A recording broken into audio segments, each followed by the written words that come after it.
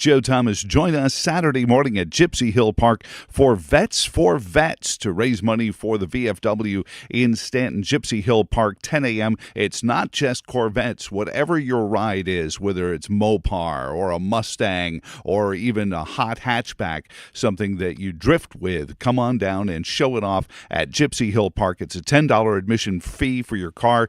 Dash plaques for the first 200 cars that join in on the celebration. There'll be music, food, and a live broadcast from me, Joe Thomas, in the morning. Gypsy Hill Park to kick off the Memorial Day weekend with Vets for Vets to raise money for the VFW in Central Virginia.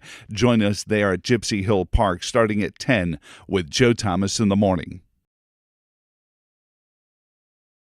Your Monday forecast calling for some patchy fog early, otherwise mostly cloudy with gradual clearing and becoming mostly sunny in the afternoon, highs in the upper 70s. Mostly clear and 57 Monday night, sunny and 83 on Tuesday. Tuesday night, mostly clear and 61, much warmer on Wednesday. Sunny skies with a high of 87. Chance of showers and storms back in the forecast by Thursday with highs in the mid-80s. From BlueRidgeLife.com, I'm forecaster Tommy Stafford. Now back to Joe Thomas in the morning.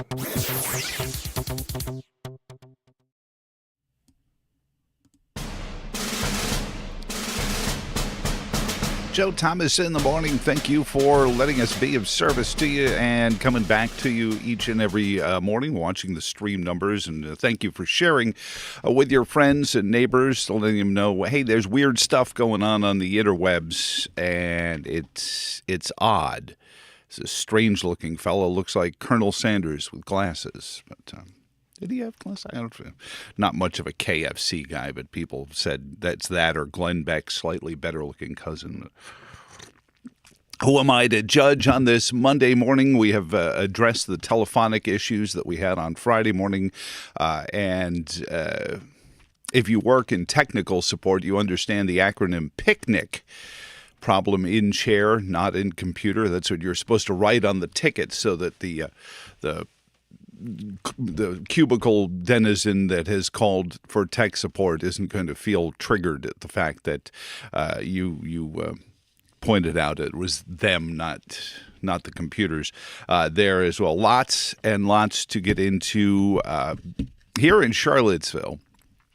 We are keenly aware of what it is when people start telling you what other people said. See, very fine people.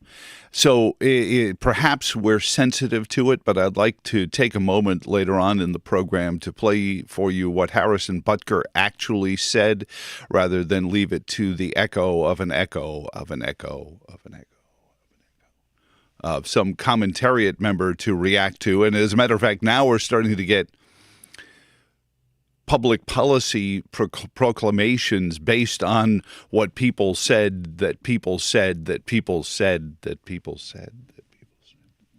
Harrison Butker said, will the NFL suspend him? Will the Kansas City Chiefs? And then you get the memes on the internet regarding, Andy Reid, the head coach of the Chiefs, and the owner's wife, and all of these people coming out there. But very little is being played, and I've watched the media coverage. Very few people actually play anything that Harrison Butker actually said in his commencement speech to Benedictine College. So we're going to try to spend a little time. It's a long speech. It's like 20 minutes long. We're not going to play the entire thing, but I think we're going to play the salient bits that have got everyone so upset and butthurt.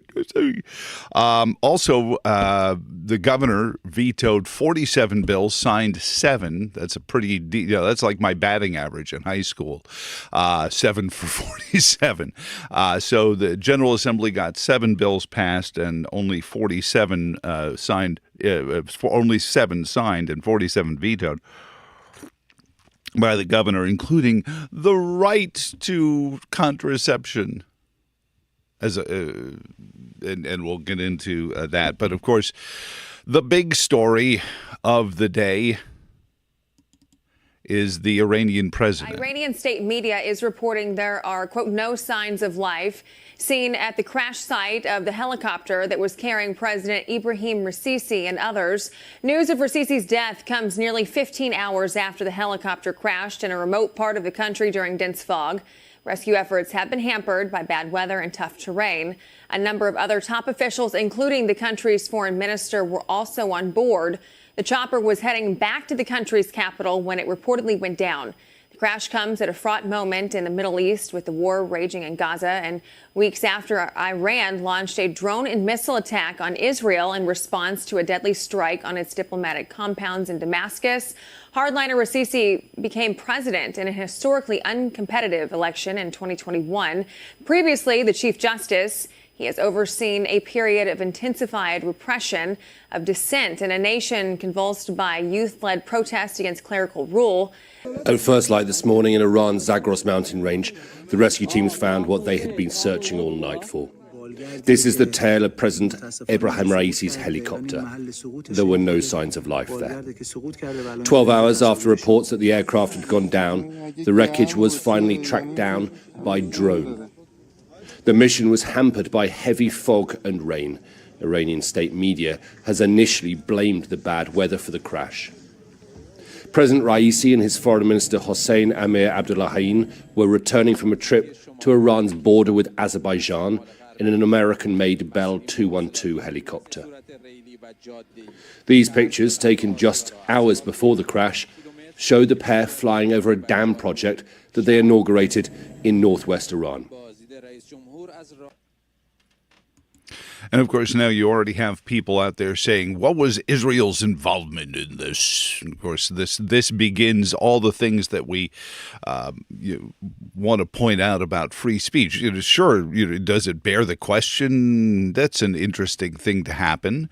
But believe me, that the next guy is going to be no greater than the other. Dr. Clark sent us video from, he said, live video footage of Iranians commemorating the passage of the president. And I opened it, of course, and it was the not the Lilliputians, the Oz scene, ding dong, the witch is dead. And I was like, all right, you got me to open the video. There you go. Click through, clickbait, if you will, there. And but a couple of quick points. And maybe they tie together in your mind in some strange way. Hardliners versus reformers. But Iran, unlike the United States, despite what you might hear about people when they talk about Harrison Butker's commencement address to the Benedictine College, Iran is a theocracy. So whoever the president is just really executing the government that the Ayatollah of rock and roll tells him to execute. And execute is an important word in there. As one of the president's predecessors once told Columbia University, interesting enough, Columbia University told a crowd there are no gay people in Iran. And everyone in the crowd went, what's he talking? How's that possible? What's he mean? So understand that the next guy may be a reformer. Certainly, as you heard in the piece there, the clips, that's just, and sometimes you go to Sky News because CNN, we played you the CNN, we played you the Fox clip, CNN talked about how the Iranian people lost their voice, except for the college students who still managed to find a way to protest. And it's funny how the president doesn't stand up for those collegiate protests the way he's been standing up for the pro-Hamas / anti-Israel protesters. He said over the weekend, I have your back. So, while Hamas may have lost one of their dear supporters in the president of Iran, they've picked up another in the president of the United States, apparently.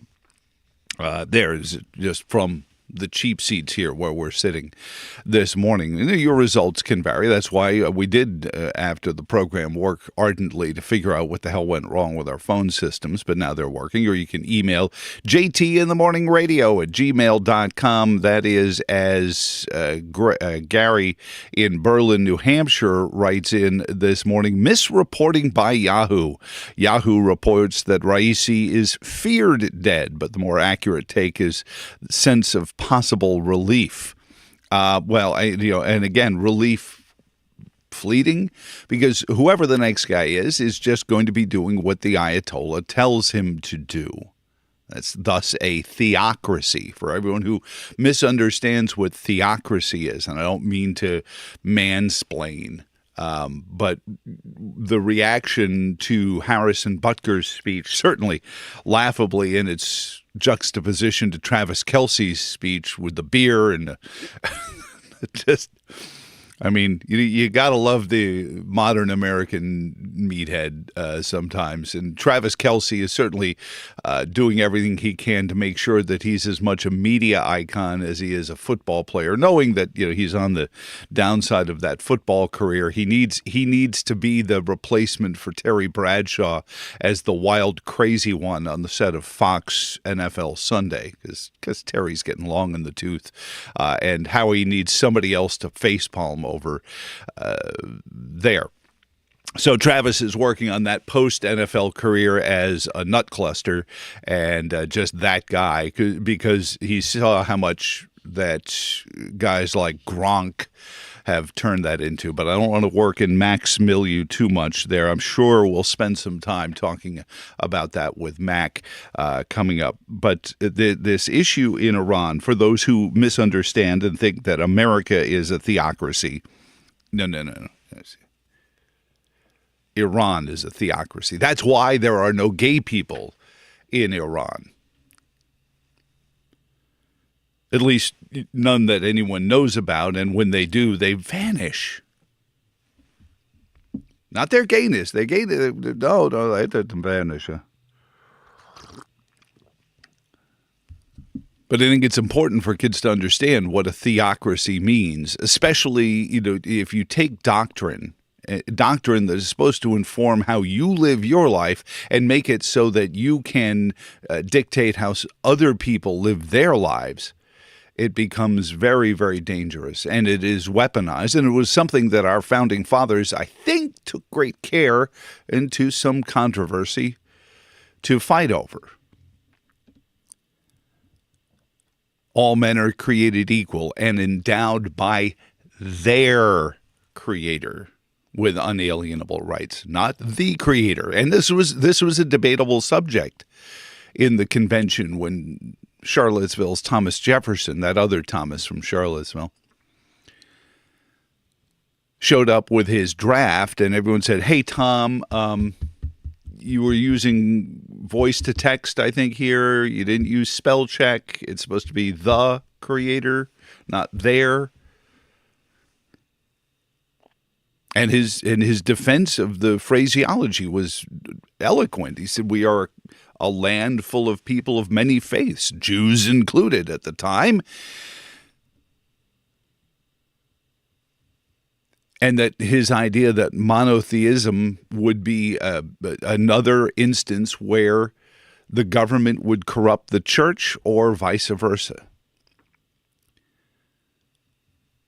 And it's funny, to me, again, as a layperson, 434-882-4217, your results can always vary, that when you're talking about the supreme power of God, and again, not pretending to be Sunrise Sermonette, but when you're considering the ultimate power of God, isn't it interesting how many people try to absorb some of that power for themselves?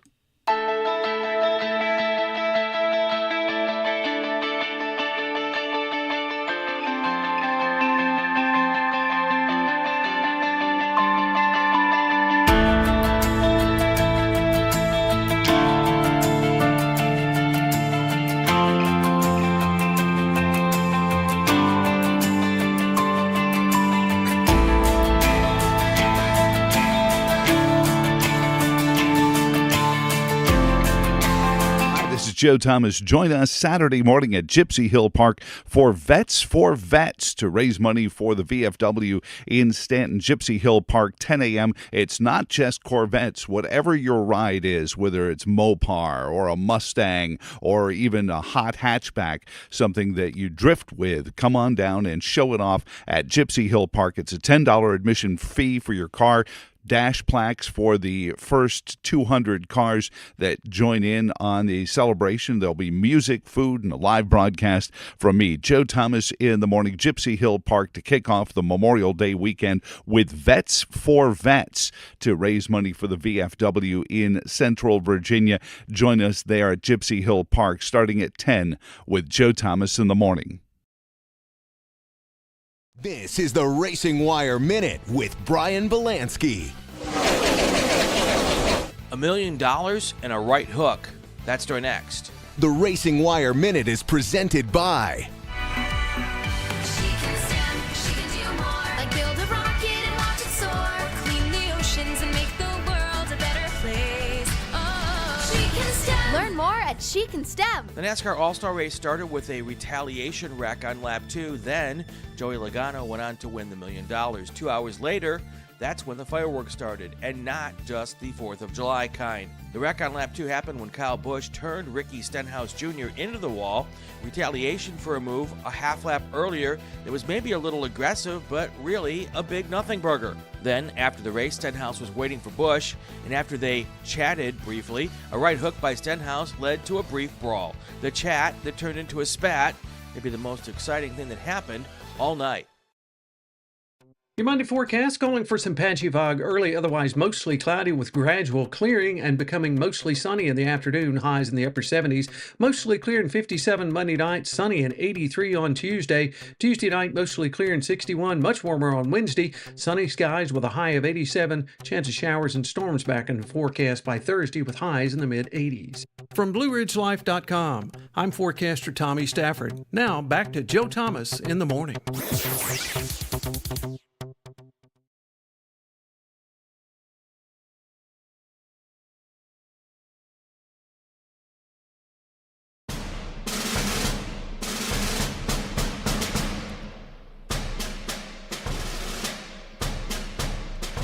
Joe Thomas in the morning. Thank you for tuning in and joining in. That dissolve was pretty creepy, by the way.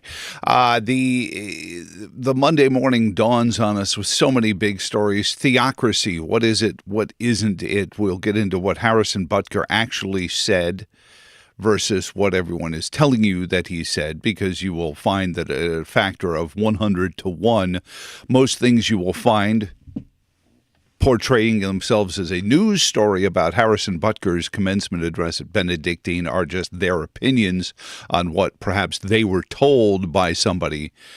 And often those people who tell people like me in the news media what's going on are people with a point. So we're gonna get to that in a moment, because as we learned with the phrase "very fine people," oft our friends with microphones and cameras in tow feel that it's important for them to create their own gravity by inserting themselves to tell you.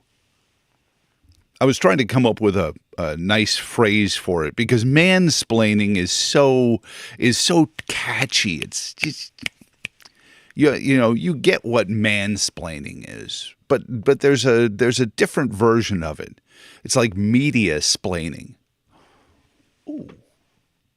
Why didn't we think of that one before? I don't know. Maybe that's the phrase we should enter into the lexicon, like Munchausen's by government syndrome. It's another part of the Joe Thomas in the Morning lexicon that folks in the Shenandoah Valley are going to have to learn. Media-splaining. Yeah, I kind of like that. I don't know. We'll focus group it. We'll whiteboard it for a while, as opposed to waterboarding it. But the media-splaining that's been going on regarding Butker and what they presume is his theocracy versus the actual theocracy that crashed into the mountains of northern Iran over the weekend is an important thing. And part of that manifested Friday night here in the Commonwealth of Virginia as Governor Youngkin took out his veto pen just, if you read some news stories, just moments before the midnight deadline. One headline referred to it, the midnight ride of Governor Youngkin.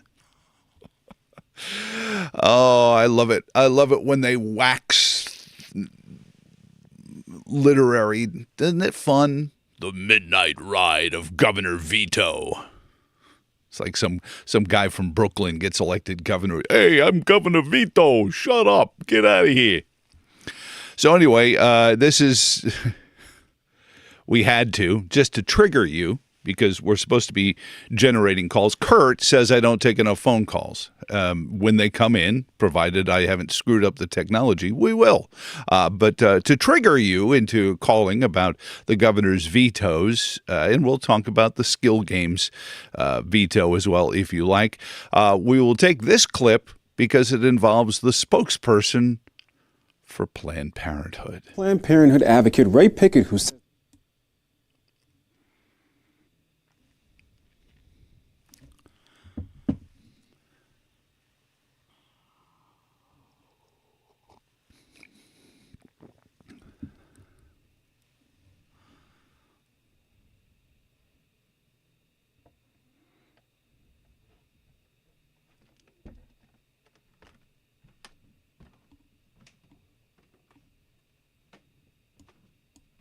methods such as birth control, IUD. Can we go back to that?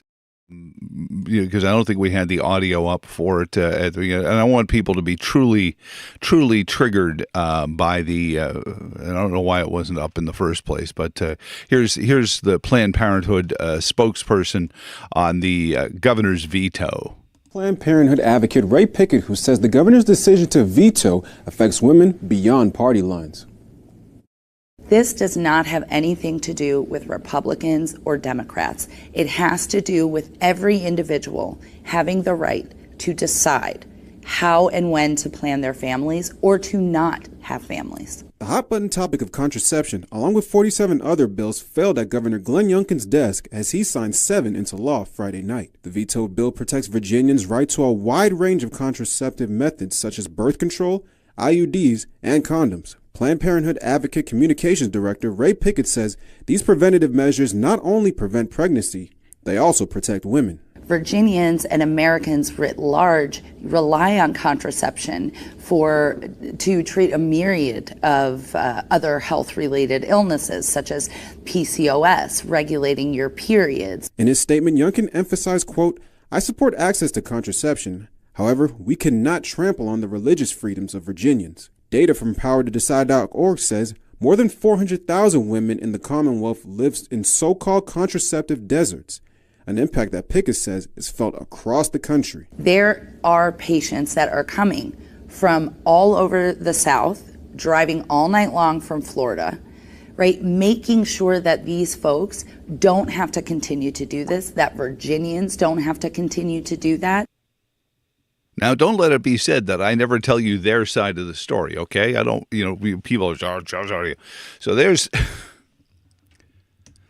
the phrase contraceptive desert. I mean, there was a point when Michelle Obama first used the phrase food desert, I railed at it as a member of the commentariat. I took my position and said, we, as a cunning linguist, as somebody who uses words for a living, need to watch out for phrases like food desert. And it was mainly because I felt like it could become an application for anything because, of course, Michelle Obama, the first lady at the time, said that this food desert required federal intervention to make sure there was food available within, I think it's 20 miles of somebody's house. And so the application of the phrase desert, is there a news desert? Notice nobody ever says there's a local media desert. Because they like national media because it's easy to pull the strings and they can dance along those. The fewer there are, the fewer strings you got to pull. And, it's like that scene from Chicago. Oh, yes, oh, yes, oh, yes, they reached for the gun. So this contraceptive desert that she speaks of, just laughingly, to me anyway, this idea that there's a contraceptive desert, first off, it implies that you're just going to be having extramarital sex anyway. And our friends at Channel 8, certainly, I appreciate the fact that they show video of somebody getting a chest exam in a story about contraception. Now, I do know that there are people who have coronary issues. As a matter of fact, one of the main warning labels on the little blue pill is you should be concerned, and this is why you're supposed to get a doctor's exam before getting the little blue pill, because sometimes the old ticker ain't ready for the vertical tango. So you want to make sure that, at that moment of climax, your life itself doesn't climax. Although I'm sure there are several out there of you, I know who you are, saying, oh, but there is that way to go, isn't there? But I just said, while we're talking about, and by the way, it was a guy getting a chest exam. So why are we using a video of a male getting a chest exam when we're talking about contraception? But again, not to be mischaracterized like Harrison Butker, I want to see fewer abortions by way of fewer unplanned pregnancies. And if only there was an organization whose business was to help young people plan for the most important role they're going to play in community, which is starting a family. What would you call that? Like planned, what would you, the men and women are both called parents. So so if we had an organization like a planning for parenthood kind of organization, wouldn't that be a handy thing to have to help young people think, oh, well, I mean, it's sure this biological activity is fun, but there's a reason it's fun, because we're supposed to be fruitful and multiply. And then that multiplication requires somebody to take care of these little ones until they're big enough to take their role at, say, Benedictine College's graduating class.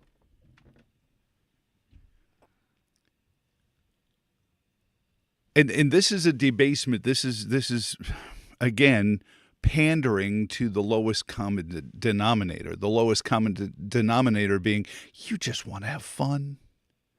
And we can support that. This is all driven by the same people who are part of the World Economic Forum's It's 2030, you will own nothing, you will have no privacy, but you'll never have been happier. Why is that? Because we've got little blue pills for you. We got little white pills for you for before and after. It's the before and after pill set. You can get them as a package deal now. 60 before pills and 60 after pills. Just go online to this website below. And I know I'm mocking it because it needs to be mocked. This idea that young people don't understand, and they do. That's why Harrison Butker was invited to speak to Benedictine College, because many young people do understand the importance of parenthood, mostly by lack of example. Yeah, I said it. Mostly by lack of example. Young people today are realizing, maybe being a good parent is important. Many are just blessed that they got to the point that they graduated from any college, UVA or Benedictine, or where was Travis Kelce? The University of one of the Big 12 schools. Wherever it is you've managed to achieve a collegiate graduation, many young people today are feeling like, yeah, we did this kind of on our own. Our friend Dr. Curry Myers and his point about feral man. Rut for a while, have a bunch of kids. Government's going to give you extra money for it. I say colloquializing it. But, to a degree, that's what's happening here.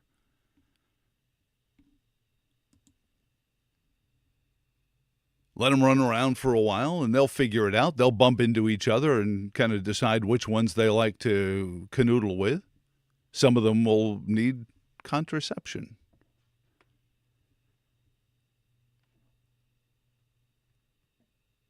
Instead of saying, hey, you know, that fun stuff, there's a biological outcome to that you might want to be prepared for. Again, planning for parenthood.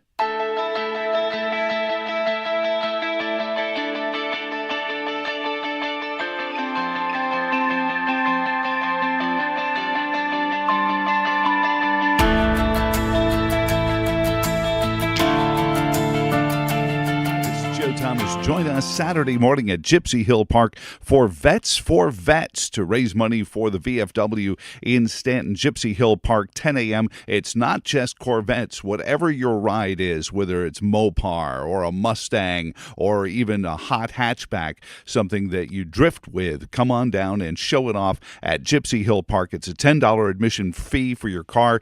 Dash plaques for the first 200 cars that join in on the celebration. There'll be music, food, and a live broadcast from me, Joe Thomas, in the morning. Gypsy Hill Park to kick off the Memorial Day weekend with Vets to raise money for the VFW in Central Virginia. Join us there at Gypsy Hill Park starting at 10 with Joe Thomas in the morning. Your Monday forecast calling for some patchy fog early, otherwise mostly cloudy with gradual clearing and becoming mostly sunny in the afternoon, highs in the upper 70s. Mostly clear and 57 Monday night, sunny and 83 on Tuesday. Tuesday night, mostly clear and 61, much warmer on Wednesday. Sunny skies with a high of 87. Chance of showers and storms back in the forecast by Thursday with highs in the mid-80s. From BlueRidgeLife.com, I'm forecaster Tommy Stafford. Now back to Joe Thomas in the morning.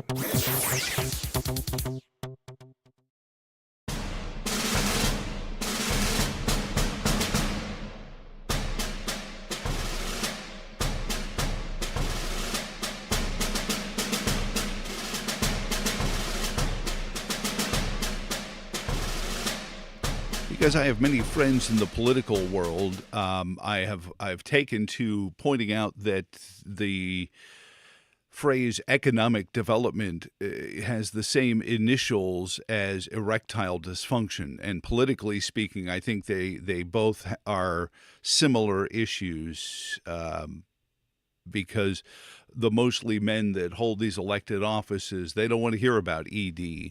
And in a little while, I want to get into entertainment districts as economic development and where we're heading. It's the Vegas-ification of our community, and there's a great example of it just south of us here in Central Virginia. Also, the University of Virginia lifted its ban on anti-Jewish protesters. They had been apparently banned from any activities that you can commence saying death to Jews again, or from the river to the sea. Also, Charlottesville schools discussing security, and there was the police chief saying, we're ready to come back in, and everyone going, oh my God, police equal crime. Only because the police might arrest somebody who's committed a crime, but they don't want that in Charlottesville schools. We'll get back into the governor's vetoes because he also vetoed the Virginia takeover of the skill games industry. And should there be drug tests to participate in presidential debates? Some people feel like you must be stoned to watch them. But what about participating in them? President Trump has called on President Biden. Oh, and this Justice Alito story, and this is just classic for, a group of people that spend hours and hours and hours trying to bait people like you and me into reactions. So the neighbors of Justice Alito just were asshats to his wife far enough and long enough that she displayed the American flag inverted, which is, especially in maritime settings, a signal to those who might be sailing by that there's trouble aboard. And now everyone's lost their bowel control over it. Justice Alito must recuse himself from every case involving January 6th or Donald Trump or pretty much anything. You know what they haven't done? And this is an interesting thing. Do you know, as we keep talking about impeaching Mayorkas and Attorney General and Garland. We keep talking about. Do you know that the impeachment process has been used more frequently in the history of America on judges? So if this is such an abrogation of his judicial powers, why isn't Chuck Schumer calling for an impeachment hearing? Where's Hakeem Jeffries saying that we're going to start impeachment proceedings on Justice Alito? Because it's not really about what it's about. But we'll get into that as well. They're coming up this morning. Also, as a Fluvanna School Board member, actually the Fluvanna School Board chair, is this person guilty of collusion? Oh yes, these stories and more are coming up. But I want to give some time where time is due, because very few people in my business have spent the time to share with you what Harrison Butker actually said. Plenty of them will tell you what they think, or more appropriately, what they say they think, but it's actually been presented to them by some advocacy group. Here, read this. But their gift is that they can perform like they believe in. Many of them see the phrase "very fine people" will take Harrison Butker's commencement address at Benedictine College out of context, or parse words, or pick a phrase, or sometimes just not play any of it and just tell you what they think it means. It's the world of the dog whistle. So for your dining and dancing pleasure, for a little bit, it's a 20-minute long address. We're not going to play the whole thing for you, though, I mean, technically I could. This is a salient portion of Harrison Butker's commencement speech to Benedictine College that has everyone afire, and see if you agree with the righteous, quote-unquote, indignation about it.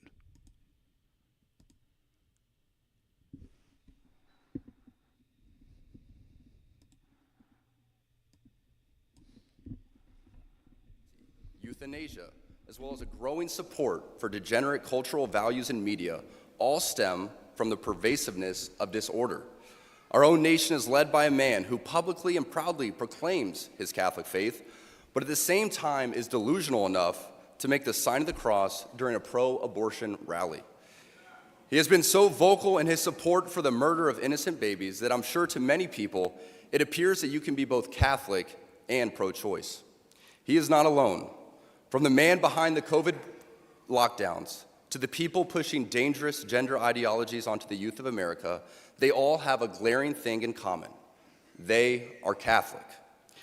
This is an important reminder that being Catholic alone doesn't cut it. These are the sorts of things we are told in polite society to not bring up. You know, the difficult and unpleasant things. But if we are going to be men and women for this time in history, we need to stop pretending that the Church of Nice is a winning proposition. We must always speak and act in charity, but never mistake charity for cowardice. It is safe to say that over the past few years, I've gained quite the reputation for speaking my mind. I never envisioned myself nor wanted to have this sort of a platform, but God has given it to me, so I have no other choice but to embrace it and preach more hard truths about accepting your lane and staying in it. As members of the church founded by Jesus Christ, it is our duty and ultimately privilege to be authentically and unapologetically Catholic. Don't be mistaken, even within the church, people in polite Catholic circles will try to persuade you to remain silent. There even was an award-winning film called Silence, made by a fellow Catholic, wherein one of the main characters, a Jesuit priest, abandoned the church and as an apostate, when he died, is seen grasping a crucifix, quiet and unknown to anyone but God. As a friend of Benedictine College, His Excellency Bishop Robert Barron said in his review of the film, "It was exactly what the cultural elite want to see in Christianity: private, hidden away, and harmless." Our Catholic faith has always been countercultural. Our Lord, along with countless followers, were all put to death for their adherence to her teachings.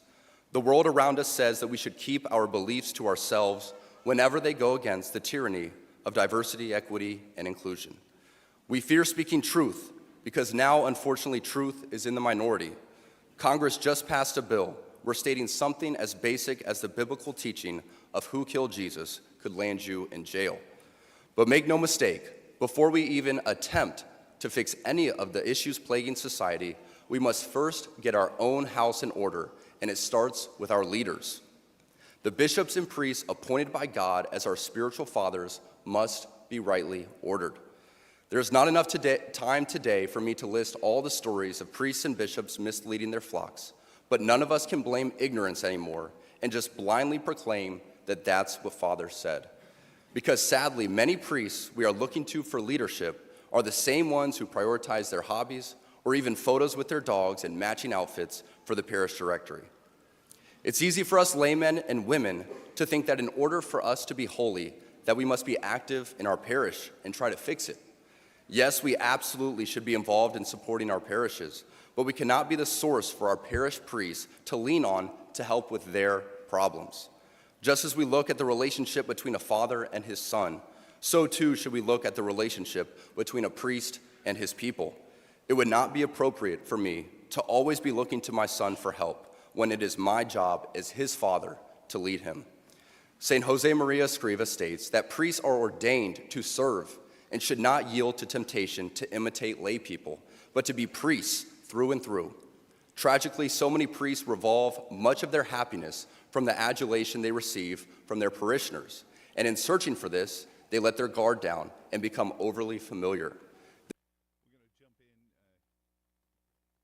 I'm going to jump in on this here for a moment and get some commentary on it, because there's more, and I think that point that Butker was bringing up about the popularity culture that permeates anything, and to be fair, I mean, you have a right to speak, you have a right to preach, you don't have a right to be listened to, and I think that becomes one of our failings in our polite society, is that in our effort to be listened to, we decide to pander, and that way. Let me get to you on the phones at 434-882-4217 to prove to you that I have fixed the phone issues. Problem in chair, not in computer. Good morning. Who's this? Hey, Joe, it's Clark. Good morning, Dr. Clark. What's going on, sir? Let's see. We need to straighten a few things out. Uh-oh. Reuters saying that he's feared dead. Joe, nobody feared he was dead. They feared he was still alive. Hang on a second, just so people aren't confused. He's not speaking of Harrison Butker or his NFL career. You're speaking of President Raisi, right? Raisi. I'm talking about the butcher of Tehran, the hangman. Thousands upon thousands of innocent Iranians were hanged by him. So, yeah, nobody feared he was dead. They feared he was alive. Now, Planned Parenthood.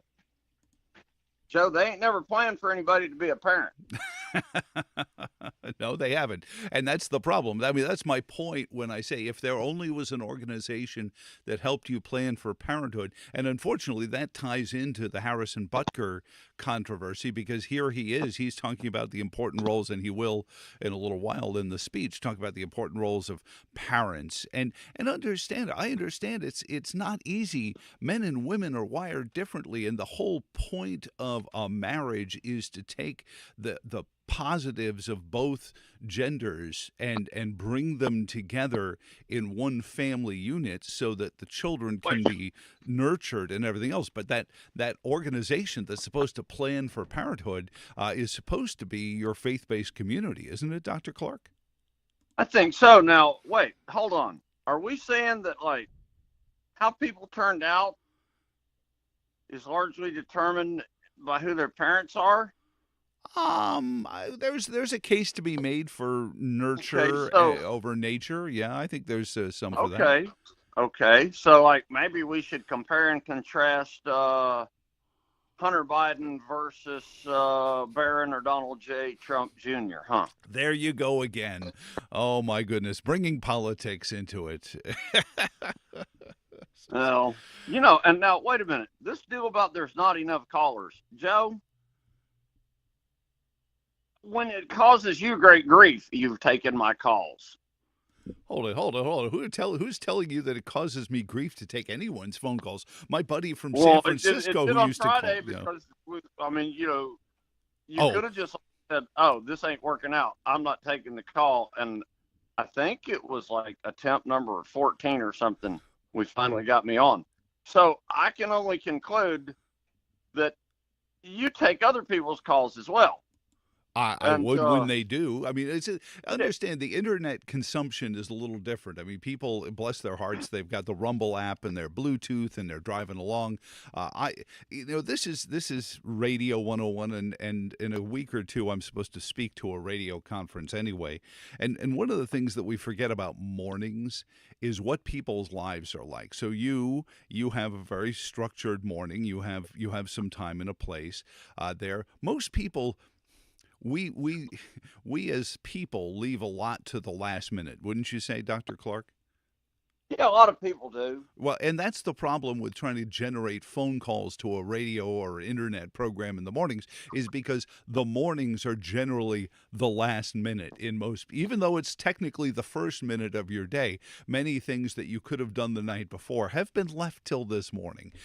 So I get it. I understand how people are busy in the morning. So I don't sit there and obsess over it. People think, like I said last week when I was talking about it, nobody ever called me when I was doing classic rock radio saying, hey, you're not playing enough Led Zeppelin. So generally, when you get lots of phone callers, it's either because lots of people agree with you or lots of people disagree with you. And it's usually, some semblance of both. And I'm fine with either one. People can say, Joe, I disagree. I think Harrison Butker was wrong, or I disagree. I think the governor was wrong to, bring about more contraceptive deserts. Joe, I think you're wrong. I think deserts are a real thing, and we should fight deserts, and we need the federal government to fight these deserts, and it's climate change anyway, Joe. You get what I'm saying? Yeah. Well, if somebody with no more sense than me can call in, Joe, there's got to be some other folks that are up early. Oh. Well, don't sell yourself short. So did you? Do you share my feeling, though, that this Harrison Butker thing, I think given the reaction to this Harrison Butker, commencement speech, in the light of Raisi's untimely passage out of the helicopter in Iran, is important because many people are railing against Butker because it's theocracy. You're trying to force me to be Catholic. You're trying to force me. When we're watching the demise of the arbiter of an actual theocracy. Things we should have learned from Clark has no clothes. You remember that? I know you said things we should have learned from, and then has no clothes. So I'm not. I presume you're meaning Stormy Daniels, but somebody had no clothes there. Things we should have learned from fairy tales. Oh, okay. Now, you recall the emperor has no clothes. Yes, I've heard of it. Right. Everybody went along with this was a great outfit, and nobody questioned it. Yep. Until one person did. The little kid, too. A little kid.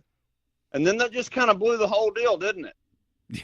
Yeah, and everyone screamed at the kid, what are you doing? You're going to, and especially the parent of the kid who was aghast that he might be thrown in prison for his child's temerity.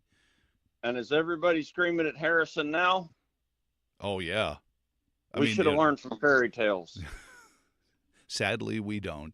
And thanks to Walt and the House of Mouse, we're rewriting most of them anyway so that they can be more DEI inclusive. Because it's okay. Once we've determined that we can rewrite Scripture, why can't we rewrite a fairy tale that's just designed to point out the efficacy of that Scripture, right, Dr. Clark? Well, if Harrison speaks up, then somebody else might point out that the Constitution says what it says, not what you think it ought to say. Somebody else might say, hey, you know what? That's not what the Bible says. It says what it says, not what you think it ought to say. Well, that's you're talking about one of the great crippling conceits of my generation and yours, Dr. Clark. I think you're a younger fellow than I am. But our generation is that we do this interpretive dance. Everything is how we feel about it, not what it is. And it's replaced intellectual pursuit. We talk about how our society has lost the ability to intellectually dig into something, to follow the Socratic method and go, well, why that? And then why that on top of that? And which is what you're supposed to do when somebody says, thou shalt not commit adultery. And you say, well, why? And questioning that is not wrong, because you're supposed to be able to then get an answer. Well, it makes babies that you're not ready to raise. I didn't know that. Oh my goodness! No wonder it's so and that's where society has failed itself into this idea that I can make my own rules for myself. It would be like Harrison Butker deciding, you know what, I can throw a football farther than I can kick it. So instead of trying to kick it through the uprights, I'm just going to throw it there. That would to continue to torture the metaphor, don't you think? I do. Unfortunately, we live in a time when people are very critical of critical thinking. Oh, without question. It is perhaps and to me one of the most important things we could possibly teach our kids. Exactly. Well, Joe, I got animals waiting on me to medicate. You keep doing what you're doing. I'll keep listening and calling. He puts the I in ivermectin. Dr. Clark, thank you, sir. I appreciate it, my friend. Take care. 434-882-4217 is the phone number. Emails come into Joe to jtinthemorningradio@gmail.com. Of course, you can also text through the YouTube or Rumble app, whichever you're tuning in on. Let's go back to Butker's speech. And, again, not because I'm trying to promote Harrison Butker, not because I'm a Kansas City Chiefs fan, or I don't like Travis Kelce. Or actually, there's a funny bit coming up in here in which Butker references Travis Kelce's girlfriend there. But let's jump back into this for a moment. Proved to be problematic every time because, as my teammate's girlfriend says, familiarity breeds contempt. St. Jose Maria continues that some want to see the priest as just another man. That is not so. They want to find in the priest those virtues proper to every Christian and indeed every honorable man: understanding, justice, a life of work, priestly work in this instance, and good manners. It is not prudent as the laity for us to consume ourselves in becoming amateur theologians so that we can decipher this or that theological teaching, unless, of course, you are a theology major. We must be intentional with our focus on our state in life and our own vocation. And for most of us, that's as married men and women. Still, we have so many great resources at our fingertips that it doesn't take long to find traditional and timeless teachings that haven't been ambiguously reworded for our times. Plus, there are still many good and holy priests, and it's up to us to seek them out. The chaos of the world is unfortunately reflected in the chaos in our parishes, and sadly, in our cathedrals too. As we saw during the pandemic, too many bishops were not leaders at all. They were motivated by fear of being sued, fear of being removed, fear of being disliked. They showed by their actions, intentional or unintentional, that the sacraments don't actually matter. Because of this, countless people died alone without access to the sacraments, and it's a tragedy we must never forget. As Catholics, we can look to so many examples of heroic shepherds who gave their lives for their people, and ultimately, the church. We cannot buy into the lie that the things we experienced during COVID were appropriate. Over the centuries, there have been great wars, great famines, and yes, even great diseases, all that came with a level of lethality and danger. But in each of those examples, church leaders leaned into their vocations and ensured that their people received the sacraments. Great saints like St. Damien of Malachi, who knew the dangers of his ministry, stayed for 11 years as a spiritual leader to the leper colonies of Hawaii. His heroism is looked at today as something set apart and unique, when ideally, it should not be unique at all.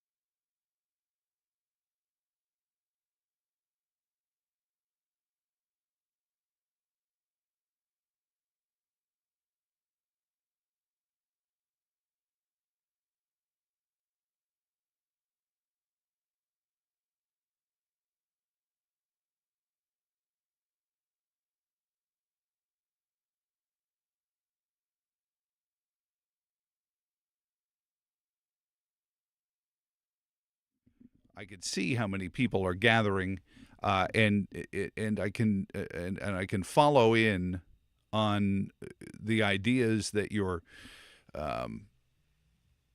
that Butker is bringing up.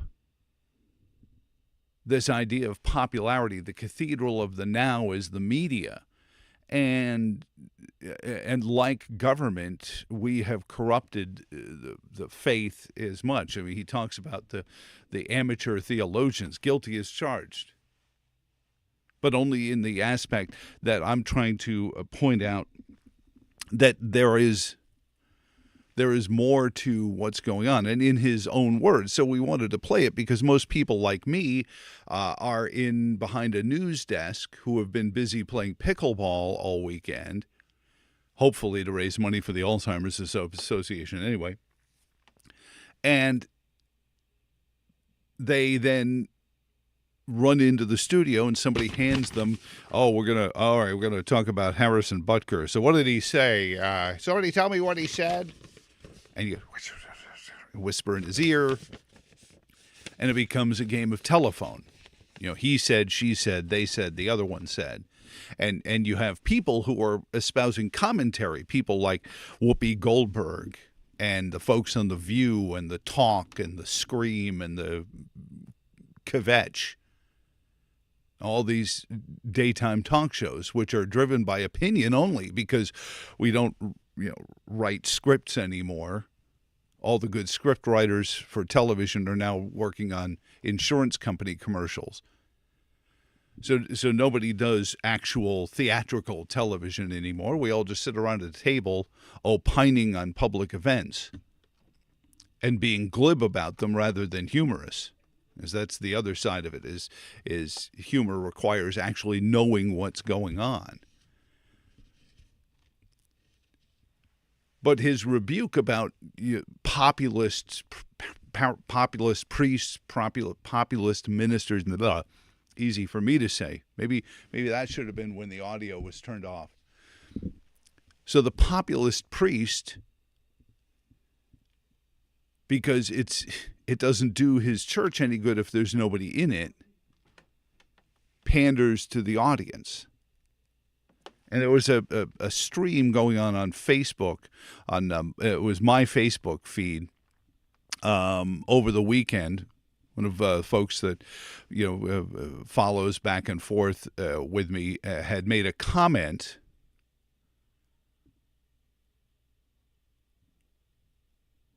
regarding popularity. Eric Thompson posted to Facebook and posted to me as well. It is impossible to have a large audience and a good reputation and also tell the truth.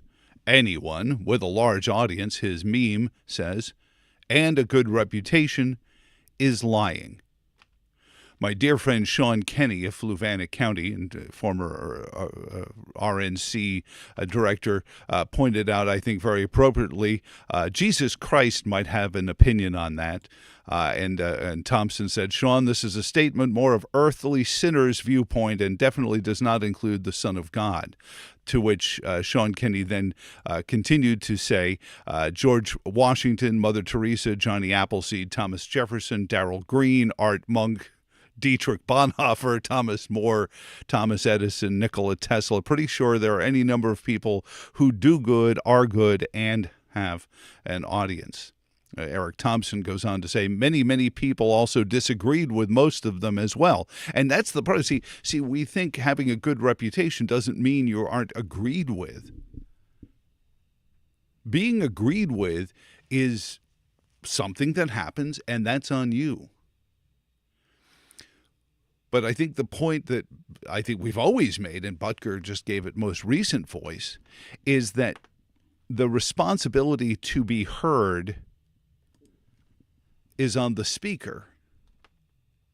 And they choose whether to pander to the lowest common denominator or not.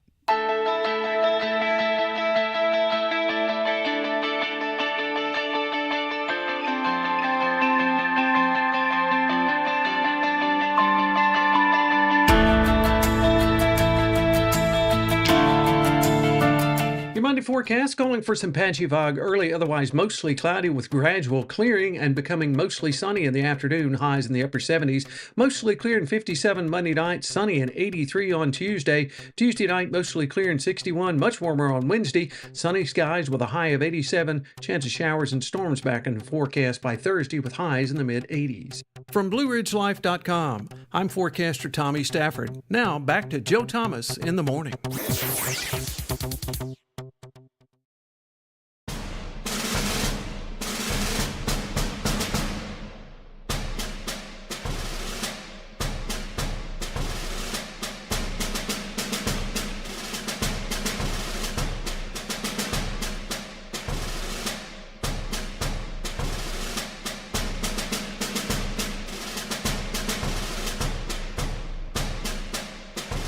Joe Thomas in the morning. Thank you for joining in and being part of it at 434-882-4217. The phone issues of last week fixed and in our rearview mirror. So if you have a thought, and certainly a couple of folks have emailed me thanking me, again, thank you, for playing at least a portion of Butker's commencement address. This one, though, I think appropriate, from Frank, who writes in, "Come on, Joe, I want to see Travis Kelce chug the beer again."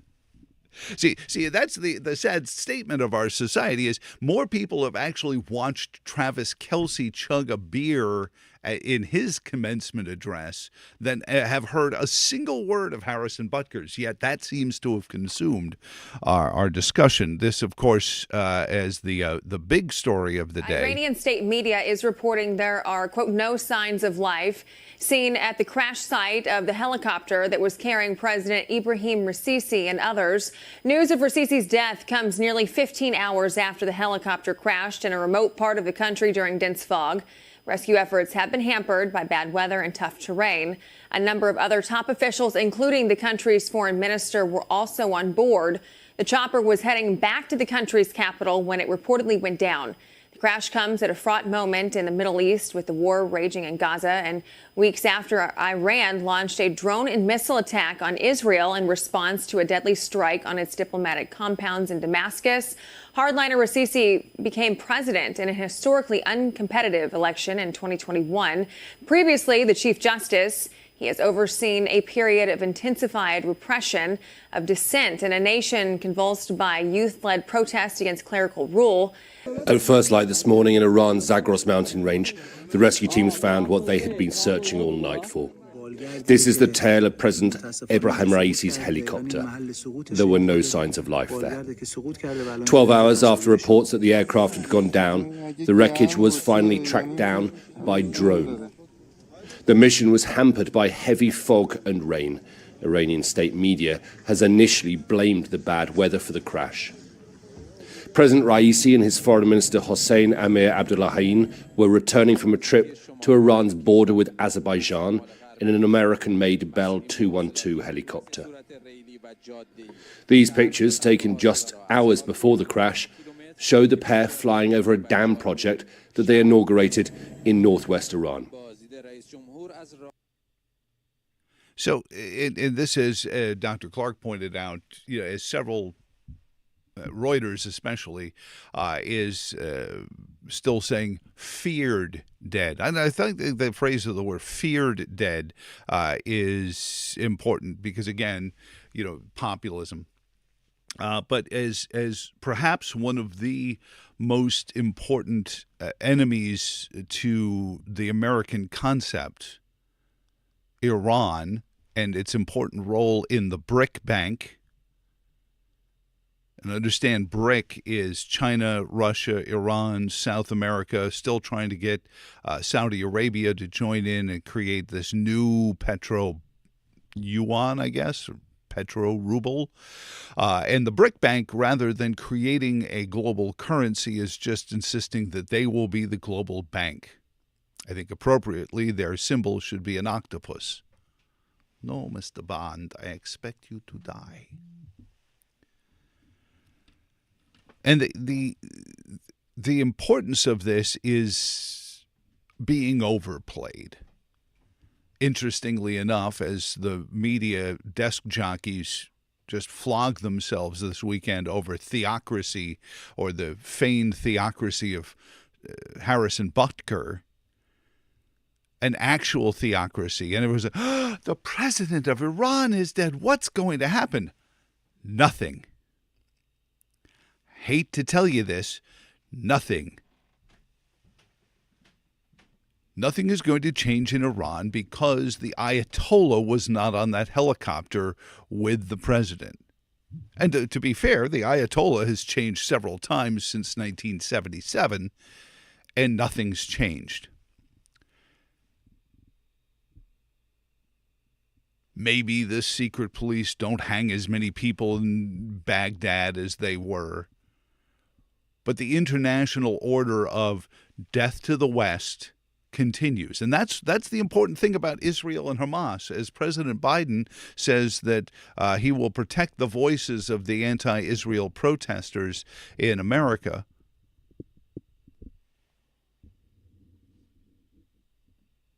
while Secretary of State Blinken is playing in a jam session in Ukraine, in Kyiv, which, by the way, didn't look so nearly war-torn in the video of Antony Blinken playing a little Neil Young in a nightclub in Kyiv.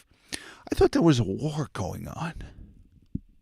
And to be fair, understand how many people have told you, again, 434-882-4217, how many people have told you those videos of young people in Kyiv going out and partying all night and having raves and going to discos and doing shots? How many of people have told you that when you shared those videos on your social media, that's a conspiracy theory?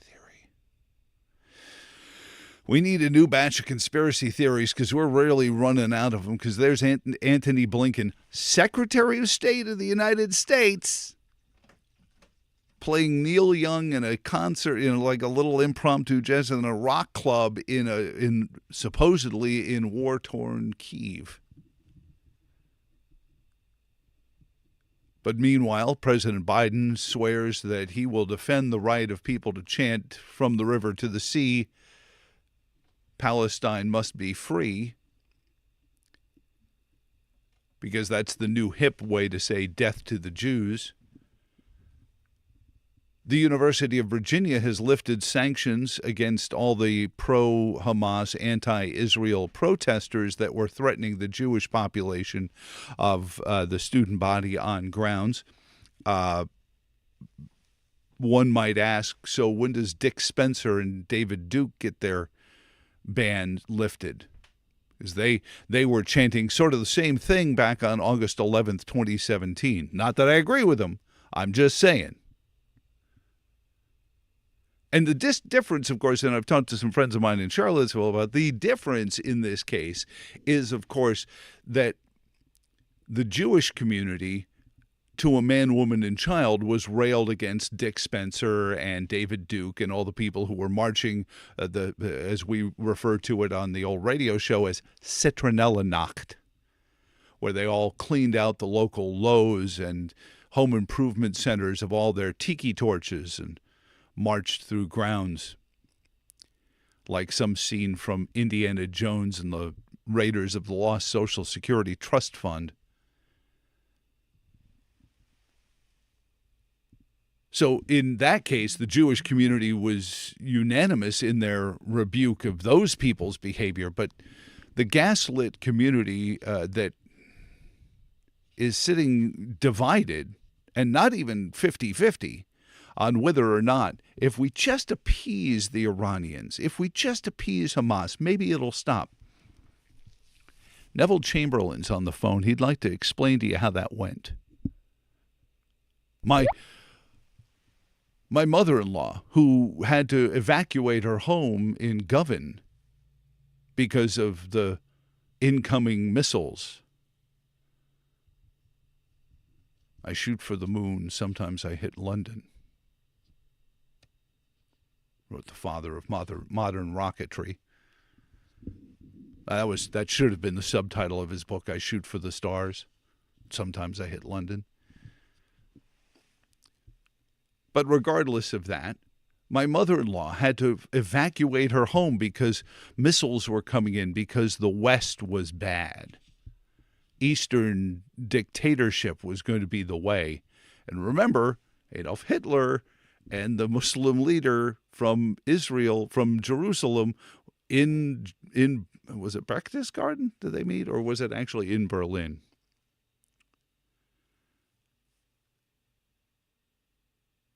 This is East versus West.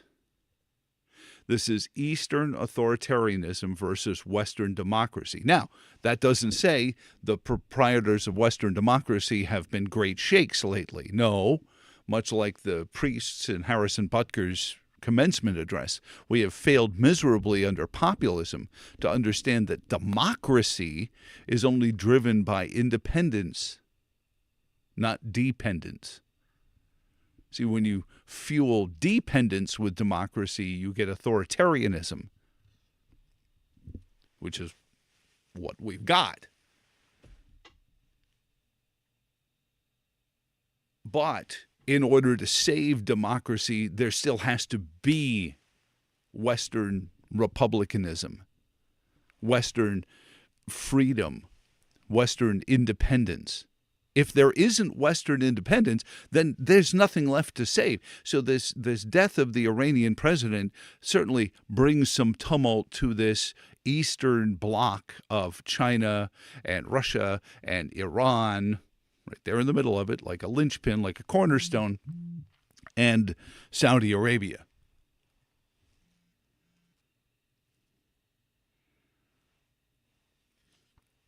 But these folks who say, oh, what's going to happen to Iran? Is their freedom finally coming? No.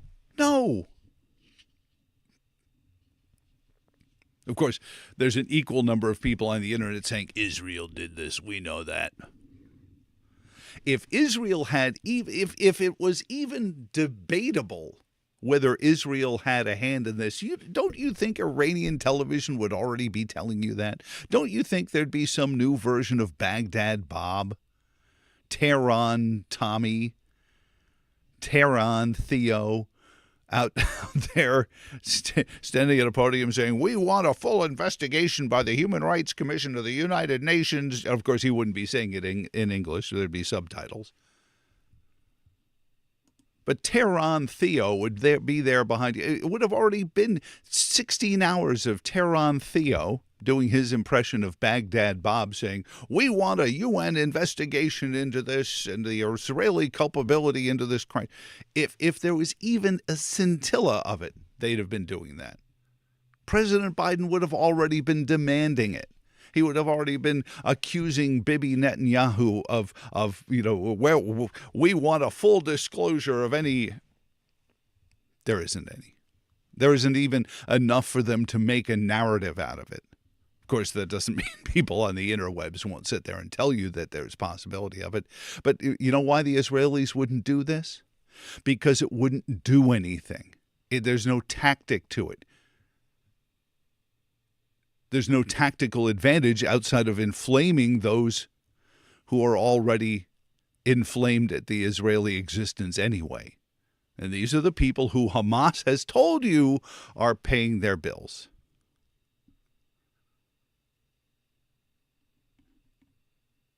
But there is no change coming in Tehran because the Ayatollah was not on that helicopter.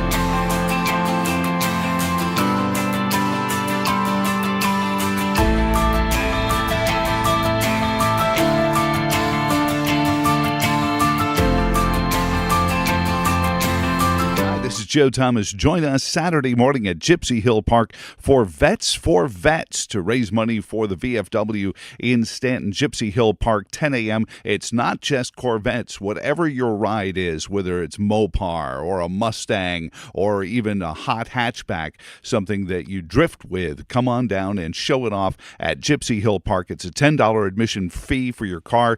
Dash plaques for the first 200 cars that join in on the celebration. There'll be music, food, and a live broadcast from me, Joe Thomas, in the morning. Gypsy Hill Park to kick off the Memorial Day weekend with Vets for Vets to raise money for the VFW in Central Virginia. Join us there at Gypsy Hill Park starting at 10 with Joe Thomas in the morning.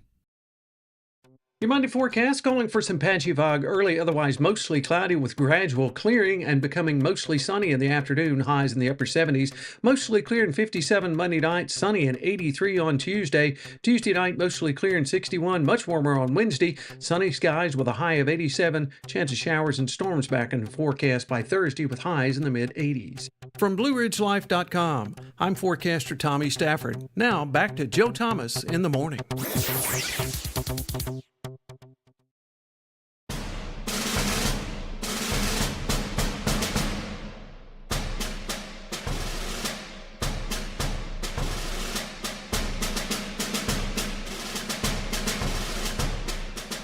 Joe Thomas in the morning. Thank you for joining in. Again, 434-882-4217. The upside of this is if you don't feel like calling in and talking with me, because who would like that anyway, you can text to me through that. And Tambra types in, I also chime in to thank you for playing part of the Harrison Butker commencement speech. As a traditional Catholic, I find it timely and accurate. The university is Catholic, and the majority of the grads and families in the audience are Catholic. He spoke the truth. I will be sure to listen to the rest of it. It is actually on Benedictine College's YouTube channel if you want to listen to the whole thing. But like I said, it was about 20 minutes long, and we played an awful lot of it there. But certainly it has embroiled the sports world. Travis Kelce making his case to replace Terry Bradshaw on the set of Fox NFL Sunday as the goofball of the since Gronk's already got a job. Mac McDonald chronicling the stuff that actually happened on the field where they play for pay. Good morning, Mac. How you doing, sir? Mic drops and walk-offs. I'm telling you, weekend. beer chugging. Wow, it was a heck of a weekend, and when but all right, we'll get to Saturday. But yesterday in Towson, Maryland, Connor Schellenberger, who I never get tired of talking about. In fact, I'm going to call his dad today and say I want one of his shirts. Got a Nike little shirt with the one right there. It looks so good. Anyway, he sent Virginia to the NCAA Lacrosse Final Four showcase. I was watching the end of it yesterday, and I've told the story a million times about Bones McKinney. One time I interviewed Bones McKinney, the great coach at Wake Forest, and that was when Rodney Rogers was playing. And I said, if you had a player like Rodney, I said, Bones, what would you do? And he, Bones was always doing. He said, I'd get the whole team. I'd gather the whole team around me. And he goes, and I would look each one in the eye, and I would say, get it to the man, so I've never forgotten that. And sure enough, All-American Connor Schellenberger, the play was drawn up for him. He grew up practicing game winners. He dodged down the right alley, made the pivot, a left-handed shot past Hopkins goalie Chase Ireland, and it sealed the comeback 11-10 win. This is how it sounded. Changing direction. Left hand! Shelley wins it for Virginia! The Cavaliers in double overtime, and they're headed back to championship weekend! Yeah, first off, I just have to credit our defense. They gave us so many opportunities in overtime, and it was kind of frustrating. We wanted to close it for them, and they just kept giving us opportunities, so credit goes to them. And then Coach Cassis, he drew up a great play there at the end, and the five guys around me executed, and they made my job really easy. I want to say there, credit two guys, to defense. Two young people that Mac McDonald taught everything to, John Freeman and Connor Schellenberger. His dad would say I probably taught him to swear. But anyway, the Cavs held the Blue Jays scoreless for over 23 minutes. And UVA booked a 4-0 run during that span. And for the second straight year, the Tiffany-led Wahoos find themselves in Philly in the national semifinals. So UVA, and they'll get Maryland, which is good. Maryland beat Duke. Duke's been a thorn in UVA's side, so it worked out. Denver is in the Final Four again. Denver. Didn't they win it all a couple of years ago? They've been playing lacrosse for quite some time. A lot of them. There have been a lot of teams from the East Coast that go out there and play, and vice versa. Denver, has built a program over the years. But anyway, the Cavs are in the D1 Final Four for the 26th time, fourth time in the last 5. It was the first NCAA tournament win over Hopkins in 15 years. So anyway, all right, NBA, Pacers and Knicks, Game 7s yesterday. Pacers win 130-109. Minnesota overcame a 15-point deficit last night, down 20 in the third, and won 98-90 over Denver. 5th straight year the defending champion has not moved on into the final. Just a little thing there. Indiana, Boston, Tuesday night, game 1, Dallas and Minnesota on Wednesday. All right, 30-year-old Xander Schauffele captured his first major title, winning the 106th PGA Championship. Final round 66, which is the way you're supposed to do it, pulled off a one-shot win over the Liv's Bryson DeChambeau. Xander calmly birdied the par 5 18th, dropping a 5-footer for the dub. And the ball, it could have gone out. It could have, it was one of those, toilet drops there. Anyway, Schauffele recorded the lowest 72-hole score to par and the lowest 72-hole scoring total, 263 in a major championship. So, all right, Philly sweep the Nats. I shot that on 18 one. He had to do it on 18. It's a par 5. He hit 2 perfect shots. The chip shot 5 feet. I mean, it was perfect. Philly sweep the Nats 11-5. That's 6 of the last 7.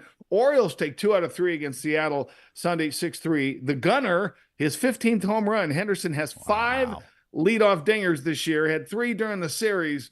And has just been ridiculous. Okay. So anyway, Gunnar Henderson tearing it up. All right. Saturday. I got to go back to Saturday just so you can hear this.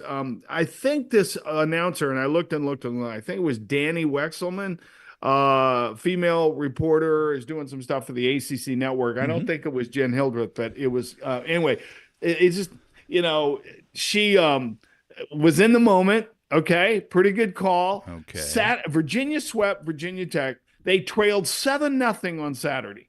7-0. Yeah. And they get a walk-off from Harrison Butker in the bottom of the 13th. This baseball team is ridiculous. Brian O'Connor I hope he's got the rosary beads, going to church on Sunday, doing all the little things. But anyway, this is the way it sounded on Saturday night. Didowick hits it hard in the air, center field. Didowick calls game. Oh my gosh. A 2-run home run for Harrison Didowick. After all that, Virginia comes back and wins this ball game 10-9. Is that a hockey siren I hear in the background? No way. No, they wouldn't be. They wouldn't have a hockey siren. Virginia's one day we'll get into the 21st century, just but tweaking back here. I've prayed for hockey horns for a long time with that team. But anyway, terrific, just a terrific win, and that the team went crazy. What they had 4 home runs on Saturday, and just they sweep the series, and they get ready now for the ACC championship. I think they're a 4 seed, and they get ready for the ACCs, and then of course the NCAA. So they're primed. But this Henry Ford and this Didowick are men. They ripped off Didowick's shirt. He is cut. Oh, no. I mean, cut. And so it just those guys. It's just fun to this team. They need a couple of runs. They go long balls like Earl Weaver. We're not going to bunt. We don't want fleas rounding. What was it? He said, get fleas on the bases. They get picked off. We need guys to hit the long ball. So that's it. Well, because this has happened. I mean, obviously UVA in their national championship run was magical, but every year it seems like they get a regional in Charlottesville. Tell me if I'm wrong here, Mac, but they get a regional in Charlottesville. They win that, and then they get off and they face South Carolina or Auburn or Coastal or any of these SEC Old schools. Dominion comes in. Vanderbilt. These guys show up, and it's like, I'm sorry, you guys didn't make the football team, but hey, pick up a bat. Let me see what you can do. It's like Herman Munster. My internet feed is full of these Herman Munsters trying out for the Los Angeles Dodgers back in the day. I mean, that's what these SEC baseball players look like. They're stuffed into shirts that what does your boss call them? Schmediums. They're all in there, and they have no circulation because there's no, they're cutting into their armpits, and it's just they're monsters. So it's about time UVA realized if we're going to beat any of these SEC baseball teams that are just full of fourth string football linebackers swinging bats at it, and bless them, I understand that. I was a backup catcher in high school behind a guy who was 3 times my size, monstrous guy, hit a ton, and then in the 7th inning, once we had a sufficient lead, to be like, all right, Joe, you go in and catch the last inning there for us for defense, because I could do that okay. But man, these SEC baseball players are crazy. Yeah, for UVA to be playing as good as they are, and on Saturday morning, I have a good friends, and they have this nephew playing in a travel baseball league here just in Central Florida. And I decided to go Saturday morning because I hadn't seen travel baseball in quite some time, and I hadn't seen this kid. This kid's grown up. He's 16 years old. Anyway, in a play at the plate, this other team, the family did not like the call. The parents went nuts. The coach of the other team, this is in the 3rd inning. Okay. Oh boy. The coach comes out, goes face to face with the umpire. The umpire tosses him. Now the father of the catcher or the other team, whatever, he walks on the field. He's asked to leave. The umpire calls the game. Calls the game in the 3rd inning. In the 3rd inning says, and so the other team wins this travel championship 3-0. Sure. And it's over 3rd inning.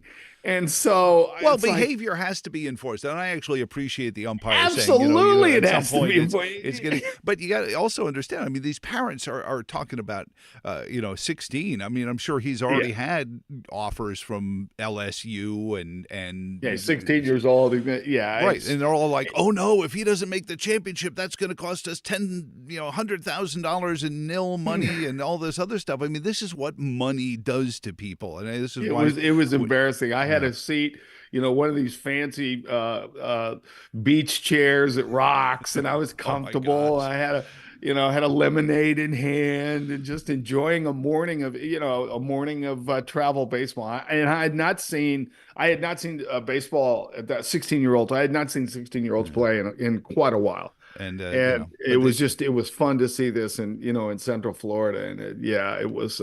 But it's scary. I mean, it gets intense. Are you kidding me? Yeah, it gets intense because these parents. I mean, it's as bad as these stage door moms you used to see in the dancing recitals and things like that. Because they're all it has become scholarship money. Now it's name, image, likeness money, and oh my gosh! And you know where it comes from? Well, you saw Stenhouse and Kyle Busch then after the race. Yeah. I mean, they have this altercation. They got in a wreck. Lap 2 in North Wilkesboro. And that all-star thing going in lap 2. Stenhouse puts him in and so now he goes, "I didn't touch you," and then then they get in an altercation. The pit guys are all fighting and everything. It was so that's sports is sports. It is. It is. At least he went after Kyle Busch. The actual. He didn't go and punch his crew chief or anything like that. Exactly. They went toe to toe, and then the UFC thing, they got into it as well. Oh, they still actually fight. It was a wild rings. Weekend. Wild weekend. Just a wild weekend. So can you help us out? I need your. I don't know, but I'll try. So I'm trying to help people decide which are the real memes and which one are the the fake ones, because apparently there are memes going around claiming to be quotes from the owner's wife of the Kansas City Chiefs saying, and then supposedly quotes from Andy Reid saying if they cut Harrison Butker, they can fire me too, and it's just the AI or that, which I'm still learning about, the generated stuff. There was today on Instagram, there was a Bryson DeChambeau press conference that looked so authentic and sounded so authentic, and he's going, look, I took $100 million from Liv, and that they had all these words beeped out and everything he's talking about. And Xander Schauffele had no business winning this thing. The guys never won a main, and so it's just, but it looks so real that people are going to buy into it. If you don't, you just gotta, you gotta weed it out and don't spend your life on social media. If they do with you, although I think that's the best way to do it. I like the commentator that said we should find out what what's her name thinks, Travis Kelce's girlfriend, who Taylor Swift. What does Taylor Swift think about Harrison Butker? I'm like, oh my God, please, can we? And you know that the NFL is going to make Hard Knocks this year, the Kansas City Chiefs training camp now, just to keep pumping at it. It's just it's nutty. That's why we actually played his address, or at least a decent portion of it, earlier in the show, because nobody's actually heard what he said. It's Butker, you're talking about Butker's address to Benedictine? We've all seen Travis Kelce chug a beer. We've seen that video, but we don't get treated to the Harrison Butker stuff. Yeah, anyway, it was not good. I know there are a lot of people upset that he should just kick and just stick with kicking, make all your winning field goals. You're a heck of a kicker. I thought he was eloquent, but stay in your lane. Stay in your lane. Actually, ironically, that's part of his speech. He actually talks about staying in lanes. Speaking of Greg in Richmond says, sadly, the fight between Kyle Busch and Stenhouse was the most exciting part of the All-Star weekend, other than the flood. Exactly. So I guess and he waited 198 laps. We had to. I read this. There's no tunnel at North Wilkesboro Speedway, so he had to stay. He couldn't leave, and it was just like, holy cow! He just sat there and stewed on it for a while. What would we all do? Turn the other cheek or hit him in the other cheek? I don't know. Yeah. It's all good. Good stuff, Brother Mac. As always, all right, man. Well said, and we'll talk to you in the morning. All right. We will see you Tuesday morning.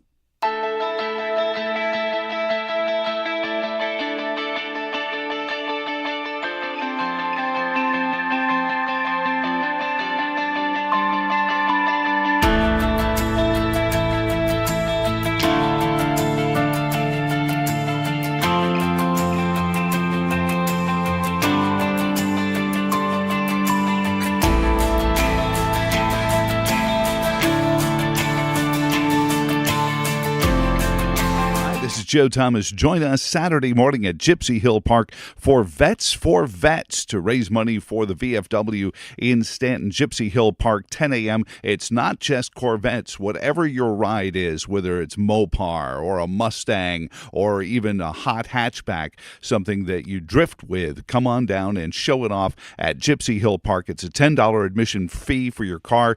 Dash plaques for the first 200 cars that join in on the celebration. There'll be music, food, and a live broadcast from me, Joe Thomas, in the morning. Gypsy Hill Park to kick off the Memorial Day weekend with Vets for Vets to raise money for the VFW in Central Virginia. Join us there at Gypsy Hill Park starting at 10 with Joe Thomas in the morning.